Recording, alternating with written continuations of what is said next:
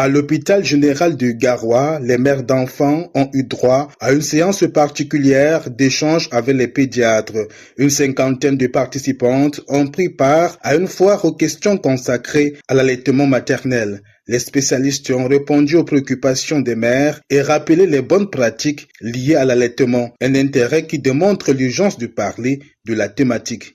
On ne peut pas se détacher de l'allaitement maternel, puisque c'est l'aliment idéal, c'est l'aliment qu'il faut. Et nous avons constaté que les chiffres que nous souhaitons avoir, nous ne les atteignons pas. Il y a très peu de mamans qui font l'allaitement exclusif et qui continuent même jusqu'à l'âge de 2 ans, tel que recommandé par l'Organisation mondiale de la santé. Et cela nous entraîne à avoir des enfants qui sont tout le temps malades, qui ont des carences nutritionnelles. Donc c'est une urgence extrême, c'est une urgence de prévention.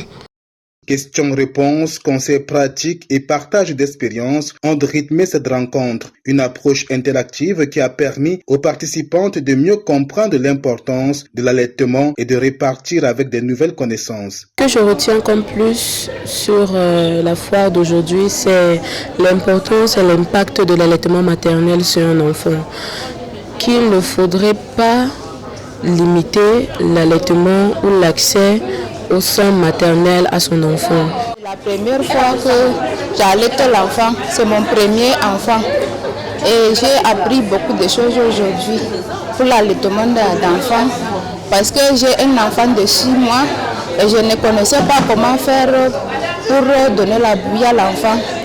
Très participatif, les femmes n'ont pas manqué de soumettre leurs préoccupations aux spécialistes.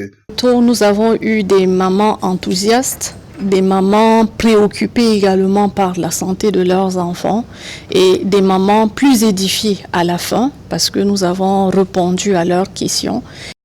Pour les pédiatres, parler de l'allaitement maternel demeure une nécessité. Malgré son caractère naturel, cette pratique reste entourée de nombreuses interrogations et parfois de mauvaises habitudes. Présent au nom du professeur Amadouba, directeur général de l'hôpital général de Garoua, le docteur Ibrahima, directeur des prestations médicales, a encouragé les mères à mettre en pratique les conseils reçus.